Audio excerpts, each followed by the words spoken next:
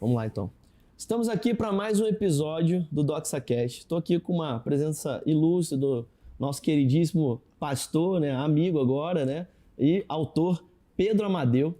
E nós vamos falar hoje aqui sobre o livro Identidade Hackeada. Então, seja muito bem-vindo, obrigado. Muito obrigado pela sua participação. Estou muito feliz de estar aqui, cara. Obrigado mesmo. Que joia. Essa realização de um sonho nós estamos fazendo junto. Exatamente, aqui, gente, ó.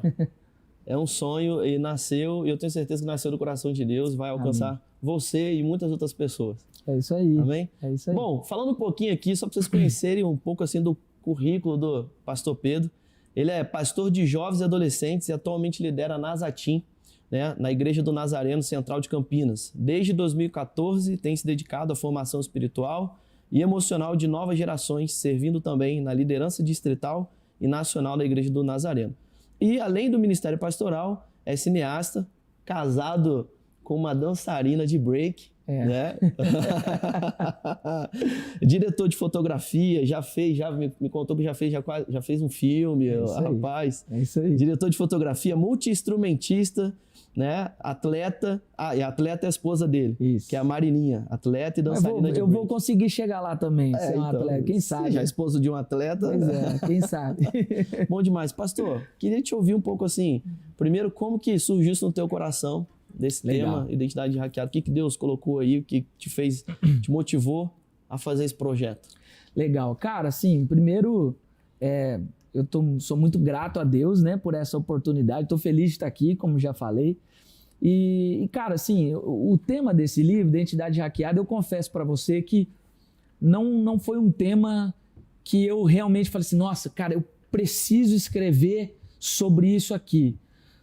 Mas, na verdade, cara, foi algo que literalmente foi surgindo no meu coração e eu acredito que veio muito do coração de Deus mesmo, que foi sendo colocado no meu coração, de compartilhar algo que eu tenho lidado durante, como você leu aí, 10 anos pelo menos de experiência com a liderança de jovens e adolescentes.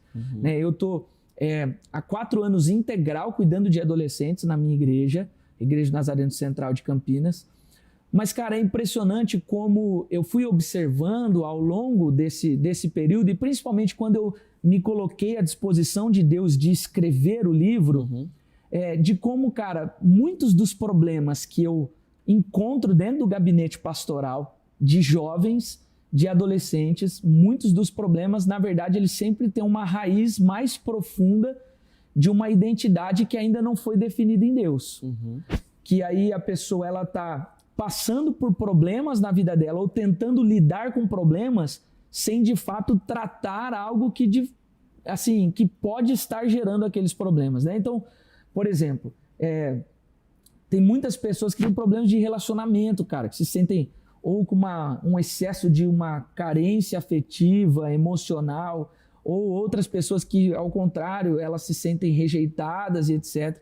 E aí a gente começa a ir mais a fundo, você percebe que a pessoa ela tem problemas de algo que foi gerado nela desde criança, ou às vezes mais tarde, e aí a pessoa ela não conseguiu ainda identificar isso, lançar em Deus, e aí ela fica vulnerável diante desses ataques. Então, por isso que o livro, a gente escolheu esse nome, né, de Identidade Hackeada, exatamente por isso, porque a gente vê muito Satanás identificando essas lacunas de identidades não formadas ainda em Deus, e ele vem hackeando mesmo. Ele vem distorcendo, ele vem tentando lançar as flechas dele ali para tentar, de fato, corromper a pessoa naquilo que ela foi feita para ser, naquilo que Deus fez para ela, naquilo que Deus pensa a respeito dela. Joia. E, cara, isso para jovens e adolescentes fica ainda mais gritante, né? Com certeza. E aí, dentre esses desafios que você percebe assim no atendimento pastoral e tudo mais, e até hoje em dia, né, com a geração e tudo muito mais fácil, né? Pô, meu filho, cara, tem um de 3 ou de 4 e já sabe mexer em tudo. Você tem que cuidar abruptamente. Sim. Agora, uma pergunta que eu queria te fazer. O que você percebe que tem gerado isso? É problema nos lares?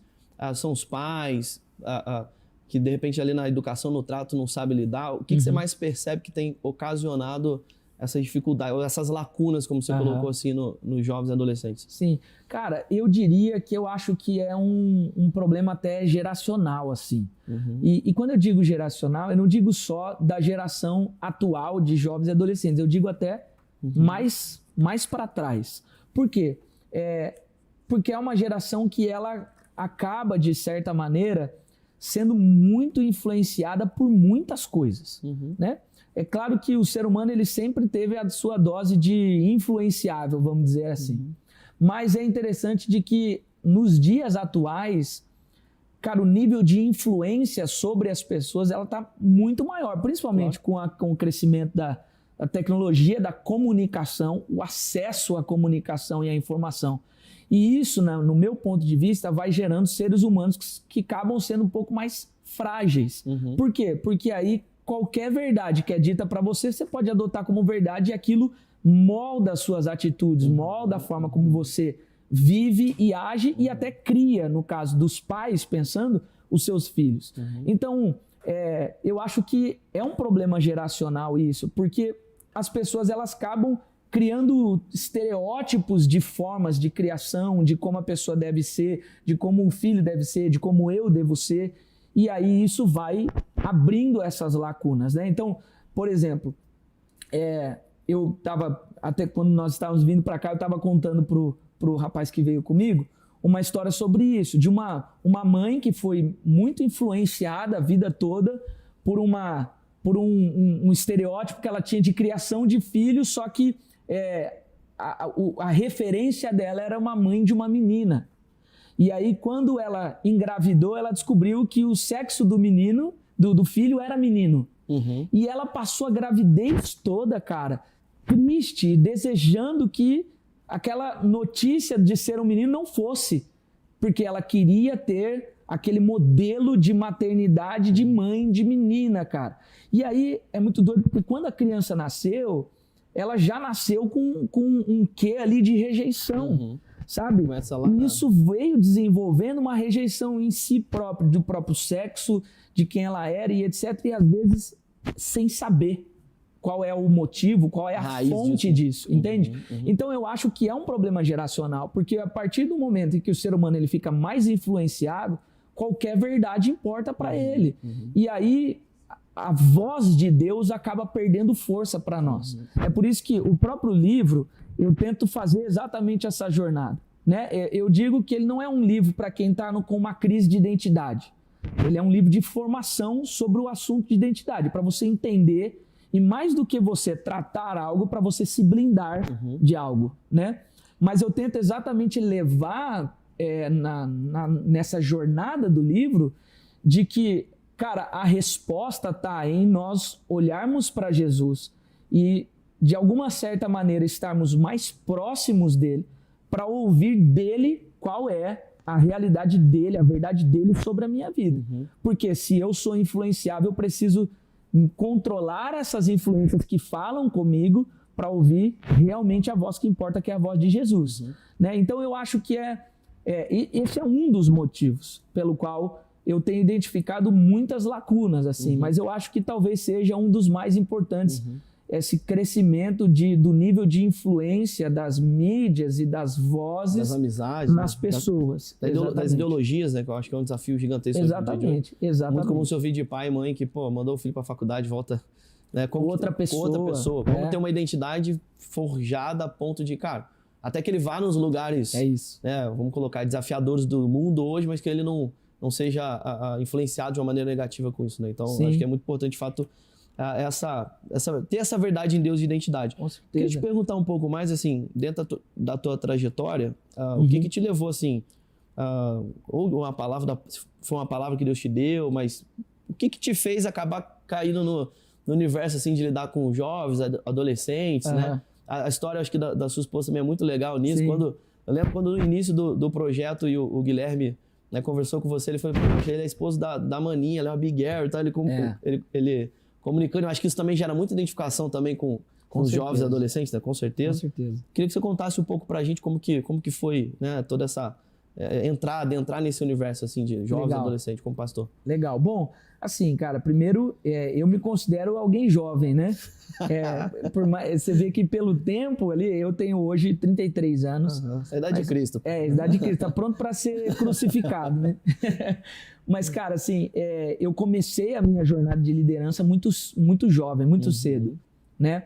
E, cara, foi como a maioria hoje dos líderes de igrejas, e eu era de uma igreja pequena na época, a maioria de como os líderes eles são colocados, né? Olha, não tem ninguém, então assume você.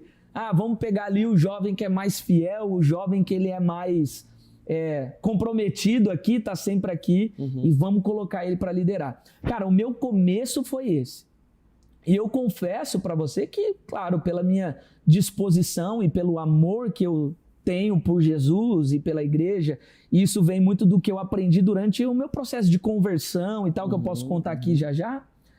Cara, eu topei, falei, vamos que vamos, mas é impressionante como Deus, ele realmente estava já dentro do negócio quando eu fui colocado dentro da liderança dessa maneira.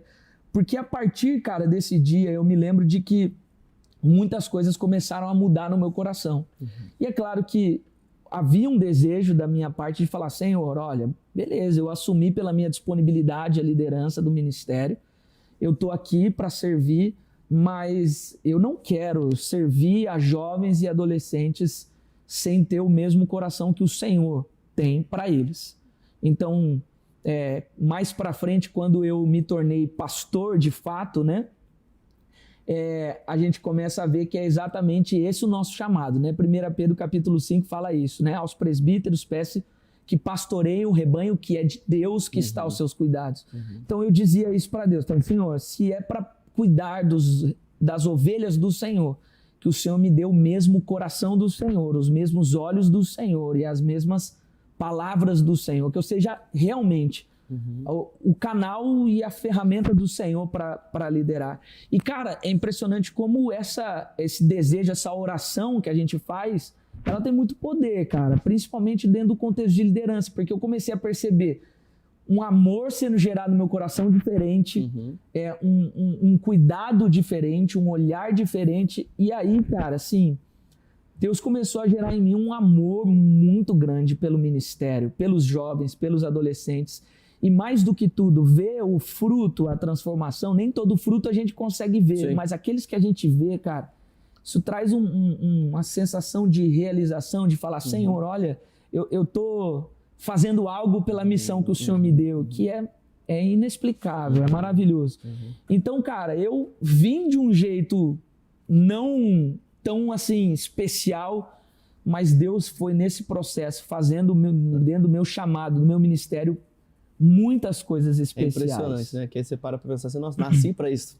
Eventualmente, você vê, nossa, Deus de fato me escolheu para isso. E eu lembro de meus filhos, eles recitam quase todos os dias, que minha esposa faz com que eles sempre memorizem esse versículo. Quando fala em João 15:16, que fala, não foram vocês que me escolheram. Sim. Pelo contrário, eu vos escolhi para que vão e deem fruto, e fruto que permaneça.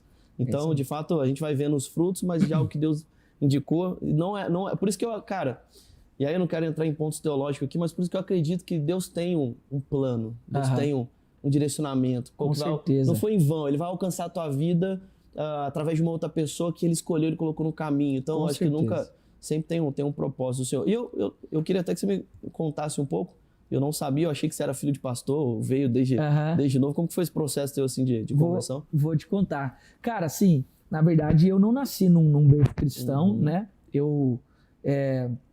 Meu pai, ele era publicitário, músico da noite.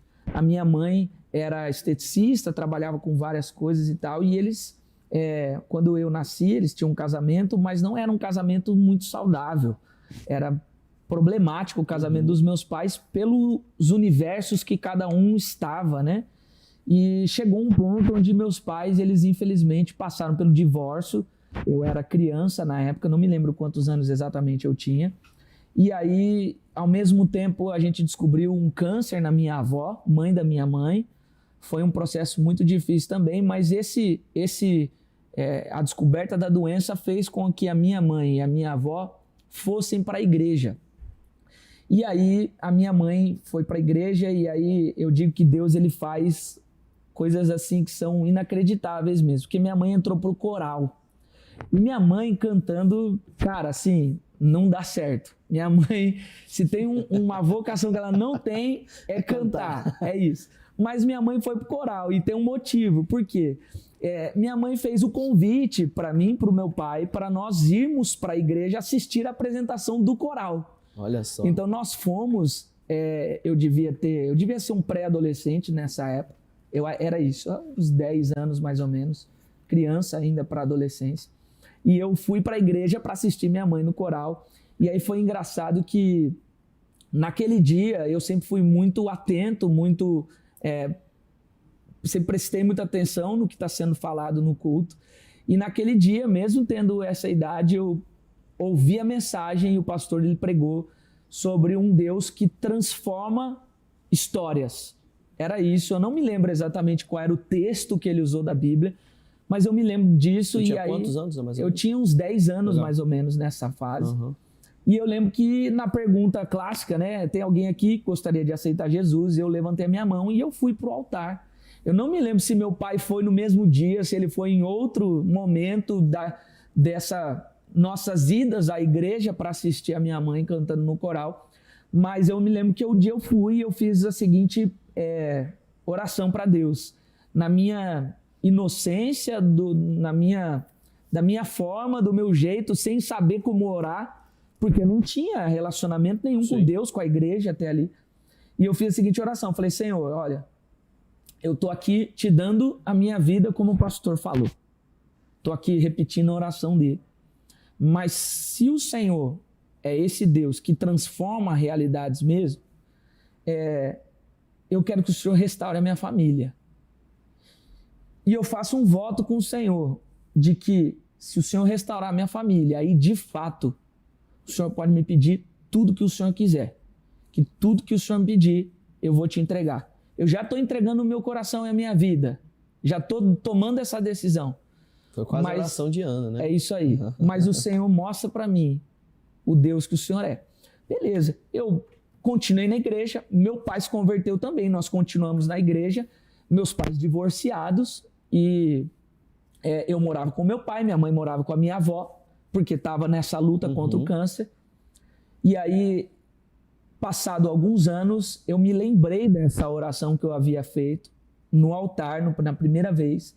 Eu me lembrei dessa oração quando eu estava entrando no corredor da igreja no casamento dos meus pais de novo. Uau. Eles se casaram de novo. Uau. E Deus restaurou a minha família de fato. Hoje eles são casados, meu pai também é formado em teologia, hoje também serve a igreja. Meu pai... A minha mãe também serve muito a igreja. E já nessa ocasião já foi na igreja dos nazarenos, ou não? Isso, nessa época eu ainda não estava na igreja de Nazareno. Eu estava numa igreja que ela era batista, e aí eu fui para a igreja de Nazareno em 2008. Eu fui para a igreja porque o meu tio era pastor e ele assumiu uma igreja em Campinas. Meu tio é pastor da igreja de Nazareno. Ele assumiu uma igreja em Campinas e nós juntamos a família lá. Então nós fomos servir junto com ele na igreja de Nazareno. E aí, cara, hoje eu sou assim... Que é a mesma igreja hoje? Não é a mesma igreja, é uma igreja menor. Entendi. Hoje eu estou na igreja de Nazareno Central de Campinas, que é a primeira igreja de Nazareno no Brasil. Entendi. E aí, mas nós estávamos nessa igreja pequena e aí depois eu fui servir na igreja de Nazareno Central. Mas, então, cara, esse foi meu processo de conversão. E aí, nesse dia, cara, no casamento dos meus pais, ali o Senhor me lembrou. Ele falou assim, olha, eu tô te mostrando de que eu sou o Deus que transforma realidades por mais difíceis que elas sejam. Uau.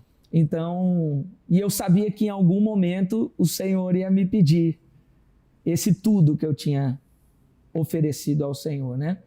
E aí foi muito engraçado, porque nesse processo meu de liderança, e eu sempre digo isso, né? Deus, ele nunca vai chamar e vai nos pedir algo que não nos custe nada, né? E eu acho que isso também nos ensina a valorizar muito mais o chamado de Deus na nossa vida. Eu acho que não só isso, como o encargo, né? Te dá você viu a transformação, você viu o poder de Deus. Sim. Acho que isso traz um encargo também do amor pelo serviço, né? Sim, sim. Ainda mais você que é músico, eu também durante muito tempo sempre servi, até hoje a gente serve como músico, né? Ainda sou líder de louvor também. Que legal. Mas a gente percebe, assim, os desafios que às vezes você serve como aquela rotina de igreja. Eu acho que o grande ponto que Deus, né, eu vejo muito isso na tua vida, é o amor mesmo, né? Sim. Cara, você tem amor pelo perdido, amor pelos jovens. Sim. Então tu faz realmente com encargo, é algo diferente. Né? Não é um fazer por fazer. Eu vou lá porque eu tenho que ir para a igreja, um ministério Sim. e tal, eu tenho que ir lá fazer minha parte. Não, eu acho que isso faz uma diferença gigantesca. Quando você percebe que de fato foi algo do Senhor, né? Ele que escolheu. Com certeza. Acho que hoje tem muita gente se perdendo nesse meio que às vezes Deus não chamou, cara. É isso. Aí a pessoa, ela tem... Até entra naquilo que nós estávamos falando. A pessoa, às vezes, ela é tão influenciável que ela vê um jovem, um pastor jovem, alguém pregando, que a pessoa fala, nossa, eu quero ter essa relevância, eu quero ter esse poder de tocar na vida das pessoas. E tá tudo bem, mas aí a pessoa, ela cria um chamado para si e que custa, cara. Assim, não é, o ministério, ele não é leve, o ministério, ele é intenso, cara, sabe?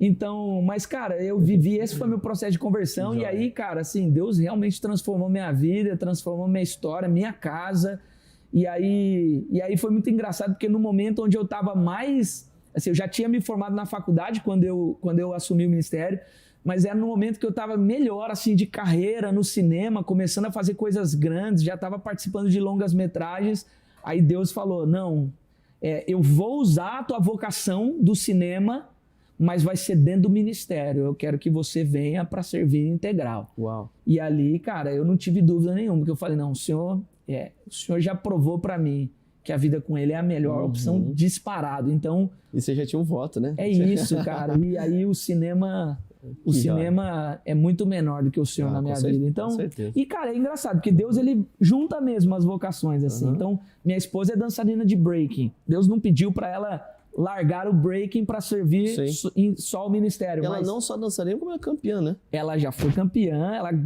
A Marina, cara, ela compete muito, cara. Muito, assim. É um desafio mesmo. Até porque o break virou um esporte olímpico, né? Então, a rotina do atleta nesse sentido é muito pesada. Mas ela já foi campeã da Red Bull BC One, que é a Cypher de São Paulo, que acho que é a maior competição que tem de breaking no mundo todo, a Red Bull BC One. Já foi campeã paulista. Uau. Já foi campeã de vários campeonatos aí. Mas, cara, assim, é muito doido como a gente vê Deus unindo mesmo a vocação. Cara, vou pegar o breaking e vou usar dentro do ministério. Vou pegar o cinema, o audiovisual, vou usar dentro do ministério. E isso é maravilhoso, cara. Isso é maravilhoso. Que benção. Eu queria te fazer uma pergunta aqui sobre o livro. Esse capítulo 2 aqui fala sobre as mentiras que distorcem a nossa identidade. Certo. E é dentro tanto do que você escreveu e do que você percebe. E depois eu queria te pedir, né, para trazer um ponto alto assim que você já teve de experiência com algum jovem, para servir de exemplo mesmo, né, para os jovens que vão assistir, né, esse podcast, que te marcou e que foi algo realmente, você viu algo do Senhor mesmo na vida dessa pessoa, obviamente não precisa citar nome. Queria te ouvir um pouco disso, até para ficar evidente para as pessoas, né, as mentiras que têm sido sopradas hoje, né, aquilo que de repente você não tem consciência, mas que está influenciando na tua identidade, que está te trazendo malefícios, e às vezes é falta de entendimento, às vezes é falta de conhecimento. Então, por favor. Sim, claro, cara. Sim. Bom, esse capítulo, assim, é um capítulo que é o capítulo 2 do livro. É um capítulo que eu, assim, escrevi com muito temor, assim, muito cuidado, né? Porque, cara, assim, no capítulo 1, só para contextualizar, né? Eu trago o entendimento do que é a identidade, de fato, e de como Deus, ele desde o Éden, ele compartilha com o ser humano uma identidade que é dele. Né? Ele coloca os traços divinos em nós, não nos atributos sobrenaturais de Deus, mas naquilo que é natural, né? A gente vê que Deus, ele compartilha com o ser humano. E o pecado, cara, quando ele entra... E Satanás, ele questiona exatamente no ponto da identidade, se vocês comerem do fruto, vocês serão como Deus, ou seja, nada mais justo para aquilo que você foi feito, né? Satanás, ele questiona ali a identidade, e aí quando o pecado entra, começa-se então um processo de distorção de uma identidade que tinha sido criada por Deus, do ser humano. Né? Então, é sempre uma narrativa, uma manipulação que tem hoje a mesma coisa. Exatamente. O exemplo que eu dou, claro, sobre isso é, por exemplo, Mateus capítulo 3, Jesus é batizado por João Batista, uma voz do céu, a voz do Senhor aparece, né? A pomba desce ali, representação do Espírito Santo, uma voz de Deus é ouvida dizendo: tu és o meu filho amado em quem tenho muito prazer. Mateus capítulo 4, a história é logo o seguinte: Jesus ele é batizado e ele é levado ao deserto para ser tentado. A Bíblia diz isso. E aí é interessante que o questionamento de Satanás na tentação ele é exatamente esse. Ele fala: se tu és o filho, como foi dito, manda a pedra virar pão. Se tu és o filho, se lança daqui, porque está escrito: aos teus anjos dará ordem a teu respeito para que te guarde. Então, é interessante que Satanás, ele não questiona do nada. Ele questiona uma verdade dita por Deus a teu respeito.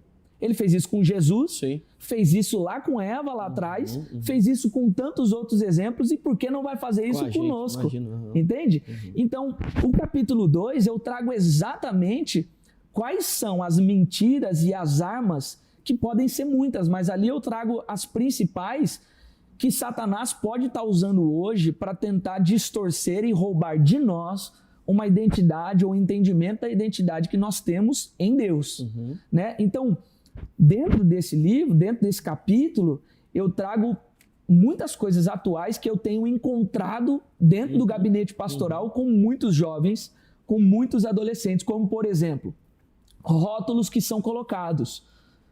Tem muita gente que recebe rótulo, eu mesmo passei por isso. Olha, esse menino é um menino rebelde, por exemplo, ou esse não gosta de trabalhar, e isso vai, de alguma certa forma, nos tentando moldar, tentando colocar em nós um rótulo. Eu lembro que, por ter ouvido durante muito tempo da minha vida de que eu era um menino rebelde, terrível, que não prestava atenção e etc., cara, eu julguei para mim mesmo de que eu não conseguiria ser alguém, de que uma faculdade, por exemplo, para mim era um sonho irreal.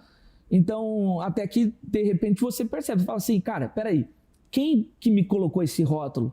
Quem disse que isso? E por que eu estou acreditando nisso? Cara, é loucura. E aí você vê que você se coloca limitações de que vieram a partir de rótulos que foram colocados. E aqui eu vejo muito uma estratégia de Satanás para roubar de nós um futuro que Deus tem preparado para nós. Um outro exemplo que eu cito aí, eu vou citar dois, mas que é, por exemplo, a comparação. Que eu digo exatamente isso, que é você, por exemplo, dentro de um ambiente de rede social, é você comparar uma versão editada da vida de alguém com a tua vida real, que você sabe quais são as suas lutas, os seus problemas, as suas dificuldades. Cara, é uma luta desleal. E tem muita gente que sofre exatamente por conta disso. Você pediu um exemplo, eu tenho alguns exemplos que eu coloco aí, mas, por exemplo, tem um caso muito específico de uma menina que ela quase abandonou tudo da vida dela, que era uma vida muito interessante, baseada nas coisas dela. Por quê? Porque não era igual a das outras pessoas que ela vivia. E aí, cara, assim, eu trouxe para ela esse entendimento. Falei assim: olha, toma esse cuidado, tá escrito aí no livro. Toma esse cuidado, porque você está abrindo mão de um futuro que Deus tem para você, que é um outro tempo, é outro processo comparado às outras pessoas, que talvez seja até melhor do que o das outras pessoas. Mas cuidado ao se comparar.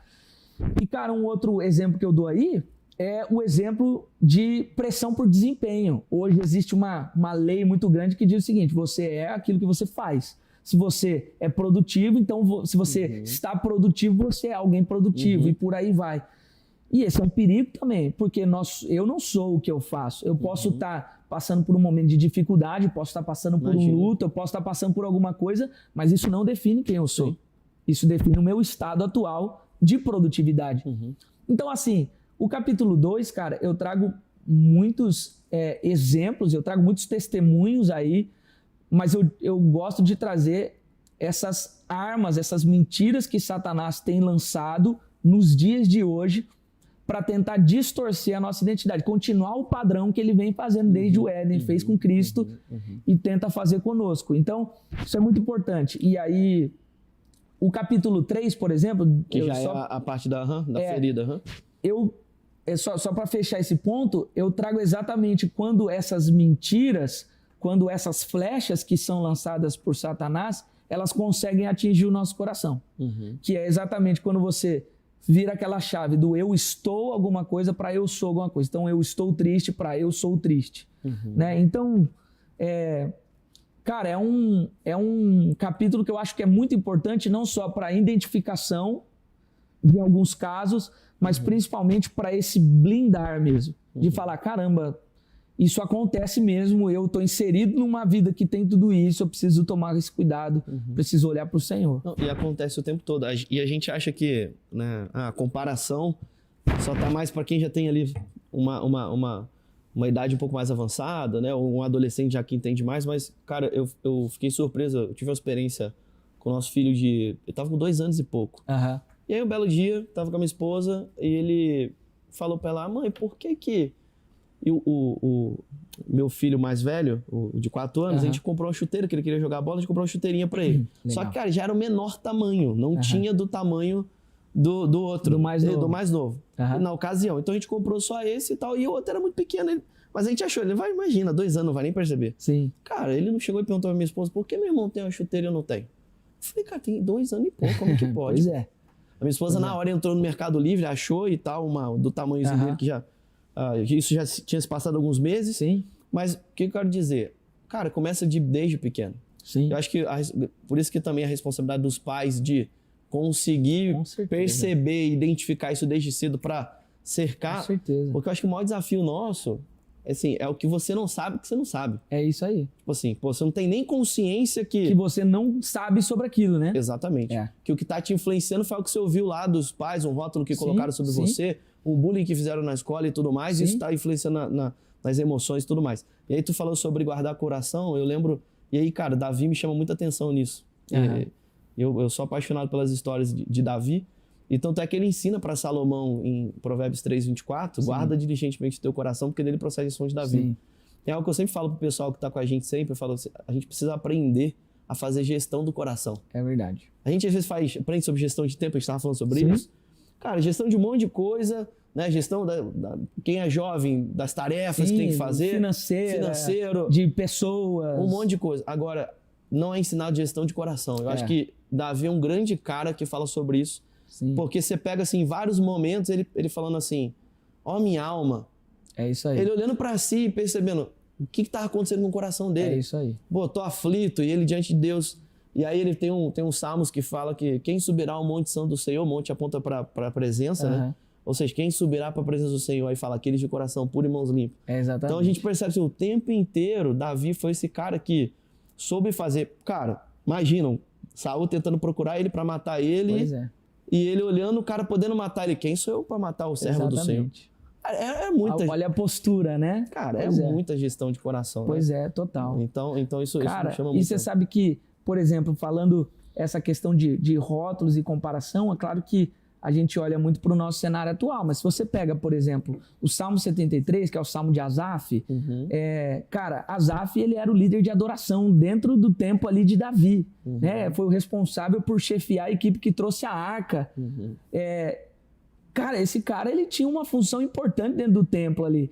E é engraçado que o Salmo 73, ele começa dizendo isso, né? Ele fala assim, sei que Deus é bom para Israel. Aí ele fala, quanto a mim, os meus olhos estão vendo algo diferente disso. Porque ele fala assim, porque eu vejo os ímpios, eu vejo eles prosperando. Eu vejo os outros e eles estão bem. Eu vejo os impuros dando sorte na vida. E eu não. Eu tô aqui pagando preço, eu tô isso, eu tô aquilo, né? Claro que não nessas palavras. Sim. E aí ele começa a dizer isso, será que eu tô errado? Será que eu gastei meu tempo à toa e tal? E é engraçado que, se não me engano, no versículo 14 do Salmo 73, ele fala assim, até que entrei no santuário, entrei ali, ele está querendo dizer, até que acessei o lugar da presença de Deus e percebi que o destino dos outros era totalmente errado, mas os meus olhos acabaram se comparando com as coisas erradas. Eu acabei olhando tanto para o externo e deixei de guardar o meu coração, deixei de olhar para o Senhor, que eu acabei me perdendo em todas as coisas. E é interessante que ele termina o Salmo dizendo assim, de novo, né, como ele começou, quanto a mim, sei que Deus é bom e eu tô seguro no Senhor. Então, tipo assim, você vê como isso é algo que sempre pega o ser humano, cara. Sempre. Essa forma como Satanás ele vai tentando roubar da gente. E se nós não guardarmos o nosso coração, como Davi ensina, a gente aprende a guardar tanta coisa. Guardar dinheiro, guardar sonhos, guardar tanta coisa. E a gente se esquece de guardar o que é de fato a fonte da nossa vida, que é o nosso coração. Né? Então... E tu vê que, por exemplo, você pega Efésios 6, né, por exemplo, onde vai falar lá da armadura do cristão. E engraçado que ele começa Efésios 6 a falar da armadura do cristão, ele fala da couraça da justiça, né, vai falar do escudo que protege a tua fé e tal. Mas é engraçado que ele começa falando de honrar pai e mãe, por exemplo. É verdade. Né? Ele começa lá em cima falando de princípio e tudo mais e chega nessa questão de se blindar de alguma... Né? Existe uma arma espiritual para te blindar na tua vida, blindar os teus olhos, blindar a tua mente, né? O teu capacete da salvação. Então, de fato, cara, a gente... às vezes a gente vive algumas coisas porque aquilo que a palavra fala, falta entendimento. Né? A gente perece, o meu povo perece por falta de entendimento. Porque você vê gente hoje com desafios de depressão, de ansiedade, e que vem às vezes de um rótulo, que vem de algo, de uma comparação, que vem de... E por isso que é importante realmente ter isso firmado, né? Gerir mesmo o coração. É isso. Quantos relacionamentos hoje nós vemos destruídos porque pessoas estão ainda carregando um peso de rejeição que vem de um rótulo colocado, vem de uma comparação mal feita, vem de uma pressão, e até mesmo uma das coisas que eu digo aí nesse capítulo também, uma pressão por mentiras espirituais mesmo, de performance diante de Deus, que, cara, estão massacrando pessoas e as pessoas nem sequer sabem, as pessoas nem sequer percebem, sabe? Então, enfim, cara, assim, esse capítulo eu escrevi com muito zelo, com muito cuidado, assim, mas ele é muito importante, assim, acho que para toda a condução do livro. Essa questão que você falou sobre a pressão da performance, né, me lembrou de um filme da família Williams, né, que é o pai ali da Serena Williams. Sim. Cara, pra mim isso é um filme fantástico, a gente passa ele várias vezes, né, até pra a equipe lá da editora toda assistiu junto. Porque ele justamente guarda as meninas disso, né, da pressão do resultado. Tirou ela dos campeonatos porque ele via as crianças participando dos campeonatos e os pais, a criança perdia o pai. Seu burro, e que não sei o quê. E aí, cara, criança mal e tal. Ele falou, que loucura é essa? A gente tá numa sociedade louca, doente. Aí ele tira as meninas do campeonato, guarda, elas ficam treinando. E no final elas foram campeãs lá e tudo mais. Mas nesse ponto que eu acho que volta um pouco, né, na questão do adolescente, mais uma vez também pros pais, né, ter essa percepção Com certeza. Cara, de guardar a criança, de ver se tá demais, segurar. Com certeza. Ou às vezes exige mais porque... Pô, a família exigia demais de você. É isso. Você tem que tirar a melhor nota, que não sei o quê. Eu acho que projeta os sonhos frustrados dentro dos filhos, né? Acontece muito, cara. Se cuidar. E aí, dentro da tua jornada, assim, com o jovem, lidando com o jovem, e por mais que eu acho que a geração até de igreja hoje, eu acho que os desafios são maiores, né? Quando a gente fala de juventude, tem função mesmo, que antigamente a gente não tinha tanto acesso que a gente tem hoje a essas influências que a gente tem da internet e etc e tal. O que você mais percebe, assim, que mais tem atacado, assim, a juventude, os adolescentes, que mais tem tentado tirar essas pessoas né, de buscar o Senhor, da presença, né, da igreja e tudo mais? O que você mais percebe, assim, na tua... Cara, é difícil a gente determinar uma coisa só, assim, porque eu acho que tem muitos aspectos que vão trabalhando de maneiras diferentes e em épocas diferentes, né? Então, por exemplo, eu separaria em alguns grupos, e são apenas alguns, porque teriam muitos outros, mas, por exemplo, tem alguns grupos que eu diria que se afastam de Deus exatamente por essas mentiras religiosas, por exemplo, de que você precisa estar num ambiente totalmente sobrenatural, por exemplo, para você, de fato, ter uma vida com Deus. Porque aí quando a pessoa, às vezes ela vai para um culto, ela tem uma experiência, algo legal com Deus, isso é maravilhoso, todos nós desejamos isso. Mas a hora que ela vai para a vida ordinária, é aí que a gente começa a perceber que precisa da profundidade de uma raiz na palavra de Deus, você precisa ter uma vida devocional, você precisa ter uma vida ordinária com Deus, vamos dizer assim. Então, eu vejo hoje, principalmente para adolescentes e para jovens, uma mentira de Satanás que vai parando, que diz o seguinte: se você performa espiritualmente, e até sobrenaturalmente você está fluindo na vida com Deus.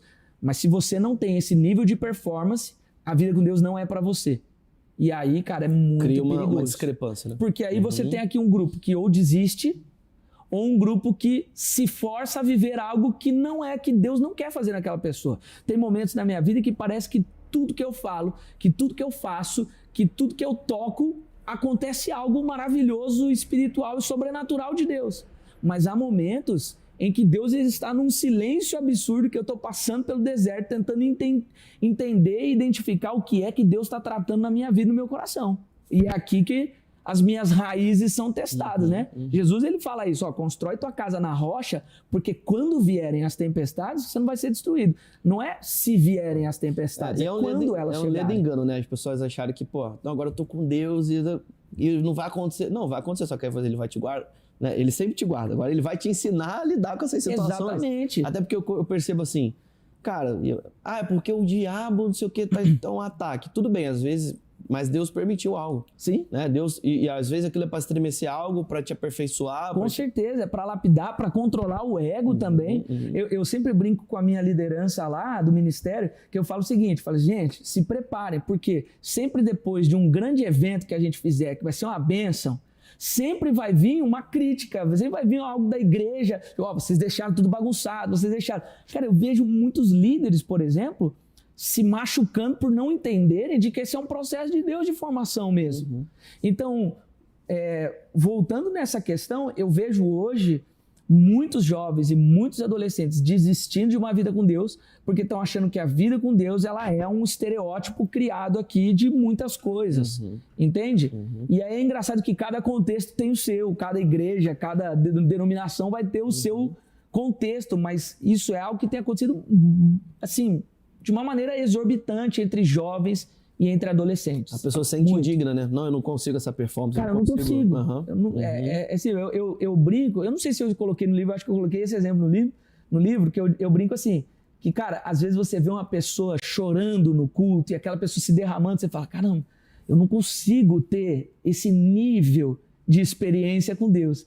E aí, na verdade, você vai descobrir que a pessoa está chorando ali porque ela está arrependida, porque está com a vida toda errada. E você se comparando com ela, falando, nossa, eu não consigo fluir igual essa pessoa. Então, cara, isso é algo que tem atingido muitos jovens e adolescentes dentro da igreja. Outra coisa que eu acho que é muito importante também, que eu acho que tem pegado muito, é essa... Cara, eu vou usar essa palavra, mas é uma carência mesmo, uma carência de uma aprovação. Eu preciso ter a aprovação das pessoas constantemente. Eu preciso que as pessoas vejam o que eu estou fazendo, de forma que o que é secreto, isso não tem muito valor. E isso é muito perigoso, cara. E claro que vem muito também da influência de rede social e muita coisa. Sim. Mas esse desejo de aprovação é muito perigoso. Tu falou algo muito interessante, até a gente voltando um pouquinho. Você citou esse exemplo aí, né, da pessoa que tá chorando e tudo mais, e aí eu acho que na minha jornada até né, eu praticamente nasci na igreja e tudo mais, então vivi bem essa jornada nesse sentido, até chegar um ponto de eu entender que nem todo pensamento que vinha na minha cabeça era meu. Sim. E aí eu acho que o jovem e o adolescente passa muito por isso, passou uma coisa na cabeça, ou ele já se sente assim, tipo, acho que é dele a parada, né, e eu acho que é onde vem muito nessa instrução, e eu acho que eu gosto, citando de novo Efésios 6, quando fala do escudo da fé para apagar os dardos inflamados do maligno.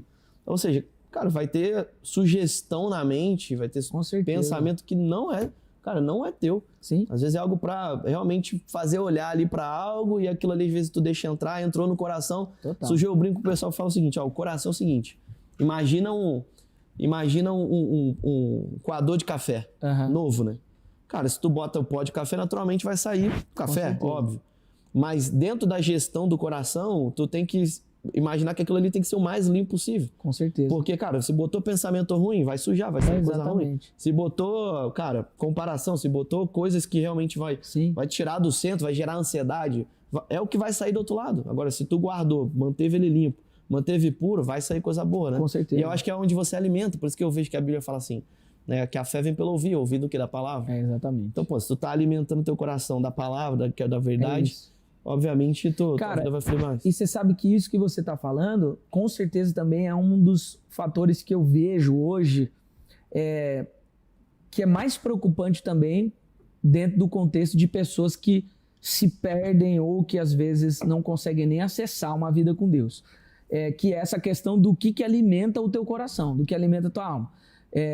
Eu brinco sempre com o pessoal lá, que eu digo assim, alguns vêm para mim e falam assim, pastor, o senhor acha de eu assistir um filme tal, ou, cara, consumir tal coisa e tal? E eu digo o seguinte, olha, com relação a isso, a não ser que seja algo que claramente é um pecado, não vai ser um pecado para você.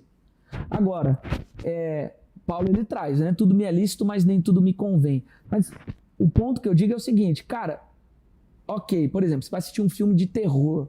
Eu sou do cinema, cara.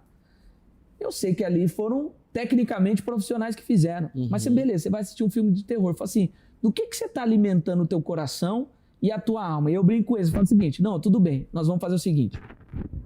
Nós vamos juntos assistir. Só que a hora que acabar o filme, tô pegando um exemplo, pode ser qualquer outra coisa. A hora que acabar, nós vamos sair, nós vamos achar o primeiro lixo que tiver. E nós vamos pegar aquele resto de lixo, nós vamos comer. Da mesma maneira como reagiu o teu corpo com você comendo lixo, vai ser como o teu coração, como a tua alma, o teu espírito vai reagir com os lixos que você se alimentou.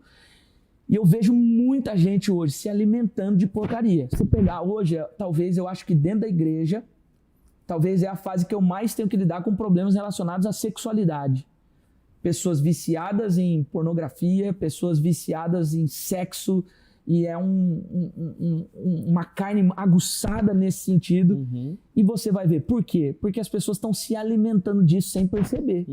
A indústria nos leva para isso hoje. Os filmes nos levam para isso hoje. As músicas nos levam para isso. como um todo, né? Como um todo, exatamente.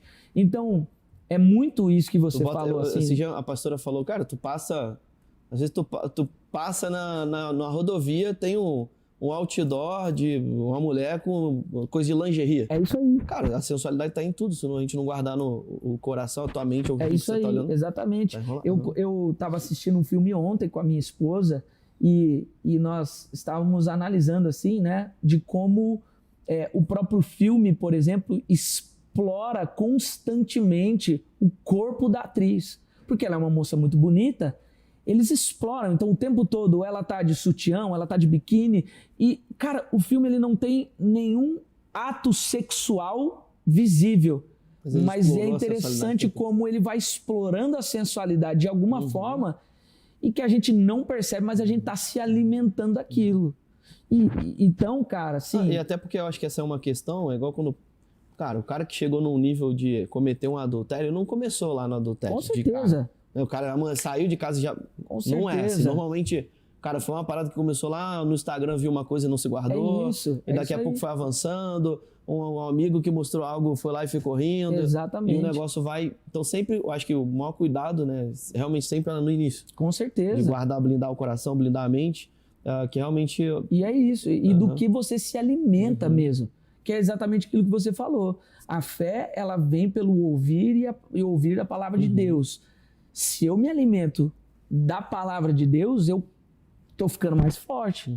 Mas, cara, assim, a gente vive hoje numa época de imediatismo. As pessoas estão com preguiça de se alimentar direito. Fisicamente até, inclusive. É verdade. E ao mesmo tempo, né, cara? Eu acho que é aquilo que, quando a pessoa tem consciência e quer, também, porque hoje também se facilitou muita coisa. Cara, você tá andando pra ir pra tua casa, bota um podcast, vai ouvir. É isso aí. Vai ouvir uma parada legal, né? Vai ouvir uma pregação. Eu, por exemplo, sou um cara que quando eu tô, dirigindo alguma coisa, eu gosto muito de ouvir as mensagens do Luiz Hermínio. Sim. Cara, eu boto, é mó legal. Sim. Então, acho que é muito de você, na tua rotina, na tua vida, você ser intencional nisso. Com certeza. Você ser intencional daquilo que você tá se alimentando, que com certeza tem gente que às vezes tá mal, pode olhar o dia que só se alimentou de porcaria. Pois é. Real. Eu acho que isso é algo também que prejudica muita gente. E é engraçado que quase tudo isso que a gente está falando, porque eu gosto de falar sobre identidade e esse hackear, né, da identidade. Porque quase tudo isso que a gente está falando é imperceptível, cara. As pessoas, elas quase nunca percebem que elas estão sendo consumidas por influenciados o tempo por essa inteiro. hackeada mesmo, assim, de coisa. E isso vai influenciar muito a nossa identidade, de quem nós somos, de como nós vamos viver. Verdade. Bom demais. Agora, me fala um pouquinho de como foi o processo da escrita para você. Legal. Né? Como que foi essa experiência? O teu primeiro livro de muitos. Amém, amém. E é uma coisa que eu queria te perguntar, né? Muitas vezes a gente às vezes faz um livro porque é um sonho. Sim. Né? Tem gente que não ouviu uma palavra de Deus e fala, eu tenho que fazer. Falar sobre isso. Como que foi isso para você? Né? Como surgiu isso no teu coração e tal? Se foi um sonho, se foi realmente algo que você entendeu do Senhor? Né? E me fala um pouco como foi o processo da escrita para ti. Legal. Cara, assim, para ser bem sincero assim, né, cara, até na minha idade, né, pessoas que têm a minha idade e uma rotina às vezes pesada, como a minha rotina é pesada, a gente sempre é pego, capturado por dois tipos de pensamento. O primeiro deles é, eu não tenho bagagem, eu não tenho bagagem para compartilhar nada. Eu vou falar sobre o quê? Tem gente muito melhor do que eu acredito, de verdade, tem gente que ainda assim, é muito melhor do que eu, conhece muito mais, estudou muito mais. Então, você olha para você mesmo e fala assim, o que é que eu tenho para compartilhar? A segunda coisa é o tempo. Fala assim, eu tenho tempo de me dedicar e me preparar para fazer isso? Então, eu sempre fui pego por isso. Mas, cara, escrever um livro é algo que Deus tem colocado no meu coração há algum tempo já.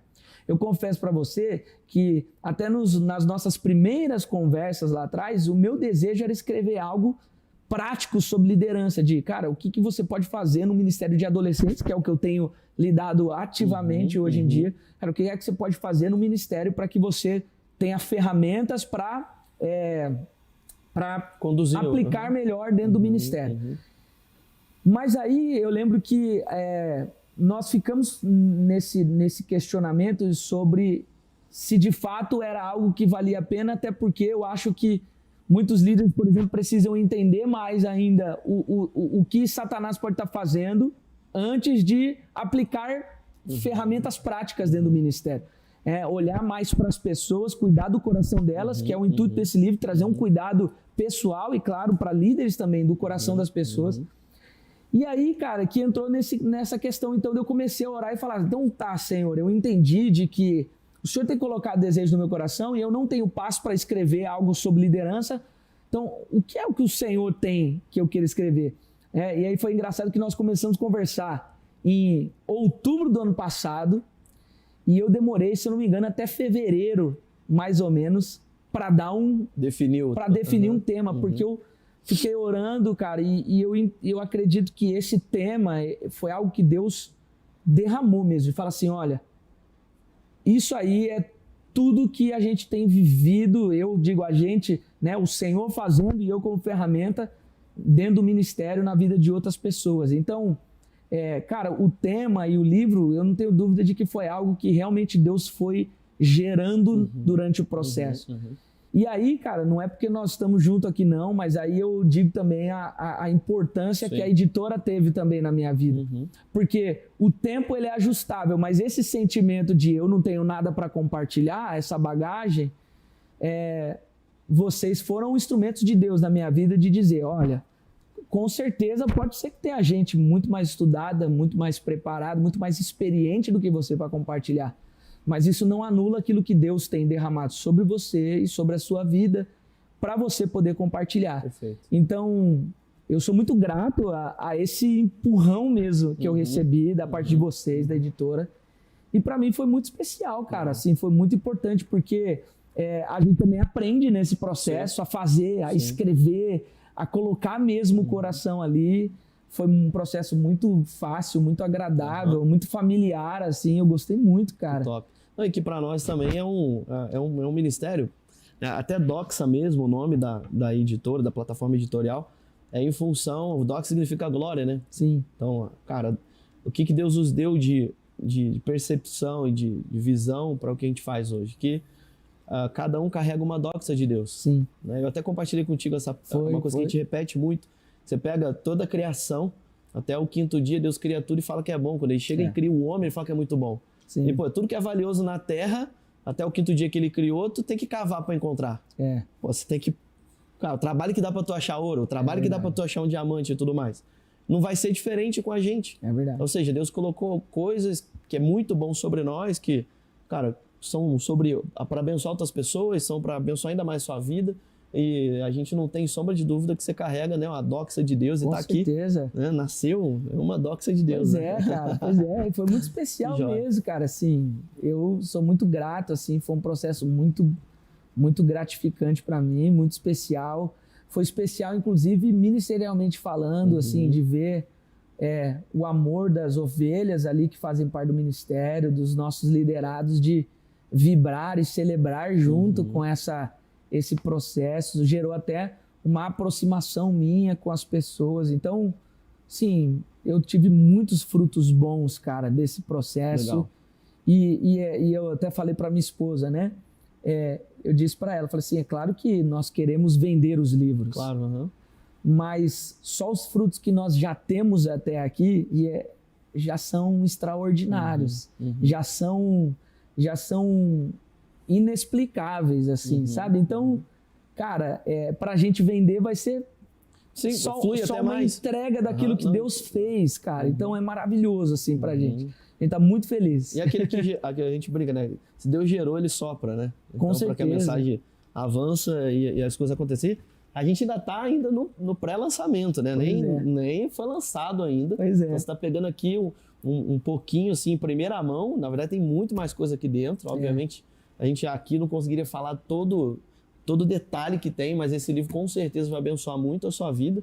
E vai ter um evento agora, né? Que você vai... Vamos fazer, dia 13 eu vou fazer lá na nossa igreja, no ministério, vou fazer um culto, que de fato a gente vai lançar o livro, vai entregar, vou estar lá dando dedicatória.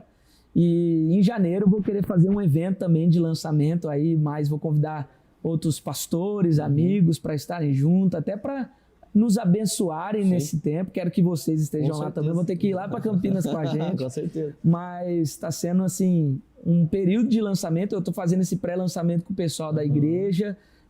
Quero fazer também online, porque eu tenho muitos amigos de fora, muita gente que me acompanha. Só na postagem que eu vi lá que foi feita, que eu vi de comentário de gente falando lá, que te conhece, foi bem relevante. Pois é, não, eu fiquei até surpreso, cara, porque é até engraçado, porque uma das dificuldades que eu tenho é que eu sou mais low profile, assim, cara, eu posto muito pouco, assim, e é engraçado que eu tenho que lidar constantemente até com a cobrança da minha esposa de falar, viu, você tem que postar, filho, você tem que fazer alguma coisa e tal, e eu tô me preparando, tô melhorando para isso, mas estamos nessa fase aí de pré-lançamento, de pré-venda, e se Deus quiser, quando o livro estiver na mão, vai ser uma bênção, vai ser maravilhoso. Amém. Eu queria que você deixasse uma mensagem aí do coração para quem está assistindo a gente. Com certeza. Para os jovens, para os pais, né?